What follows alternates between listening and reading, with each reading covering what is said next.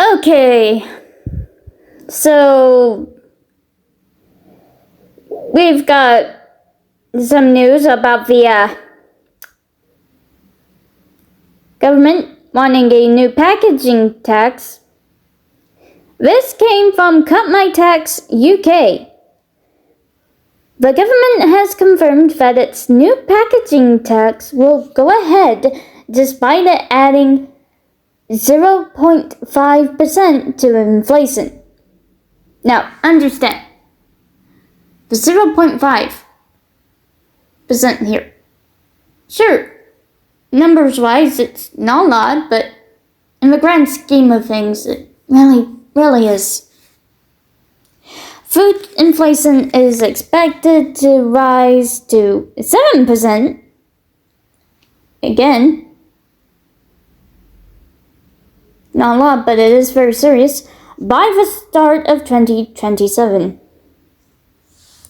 Says the Bank of England. With the packaging tax a significant factor.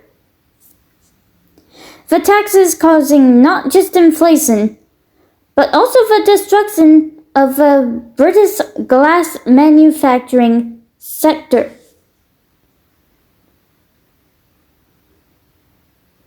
Now, glass is very important.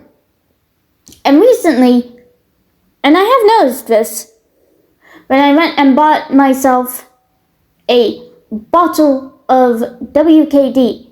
The bottle of WKD that I bought wasn't glass, it was plastic. And shivification of everything, once again. Insert, I hope I said it right, which produces roughly a third of all the glass bottles in the UK, 3 billion annually, thank you, is threatening to withdraw a £500 million investment unless the tax is withdrawn. But for Labour, more tax is always the priority. I mean, it is Labour, which is predominantly full of Fabian Society members, all of which are commies and heterophobic bigots, so it really doesn't surprise me. But Cut My Tax goes on to say this.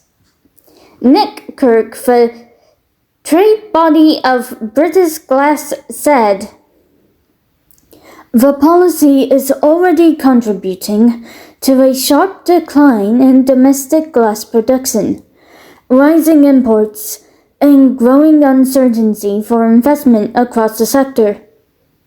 The UK glass packaging industry is substantially internationally owned, with 5 out of 6 packaging manufacturers headquartered overseas. Across 12 UK glass packaging production sites, only one is operated by a UK-based company. This ownership structure means that future investment decisions, including the billions of pounds required to transition to net zero glass production, are being made outside of the UK." So let's just focus on what this really means here, guys.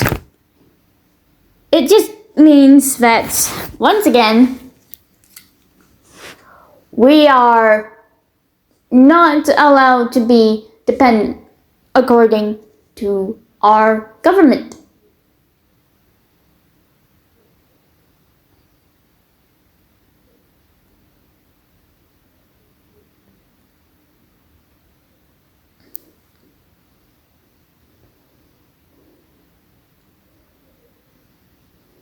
And it really fucking pisses me off. Anyway, Nick Kirk continued, Without the right policy and economic environment, there is a real risk that these investments will be directed to other countries. We urgently need the government to acknowledge these impacts and work with industries to fix a system that is not operating as intended. The more I look into it, the more I'm likely to vote Restore Britain. Because, they're the only actual people who are getting this stuff done around here. So, we're just gonna see and watch what happens.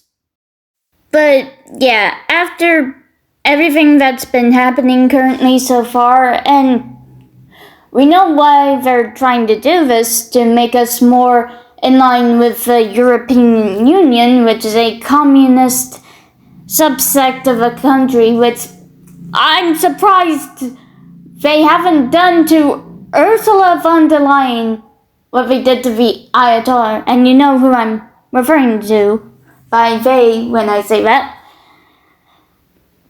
But,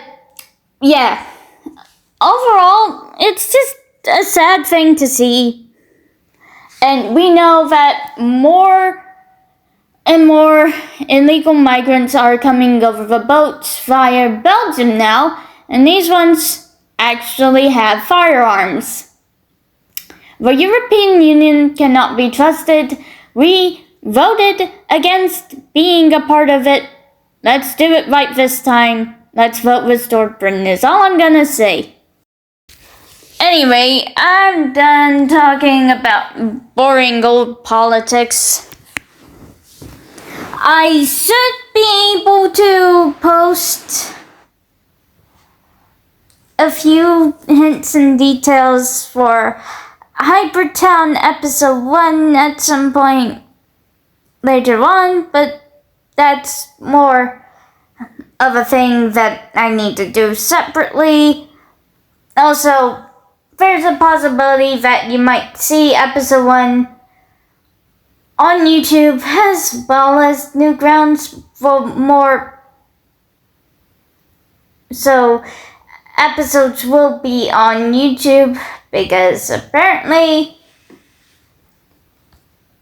YouTube believes we can't have nice things because their parent company, Alphabet, says otherwise.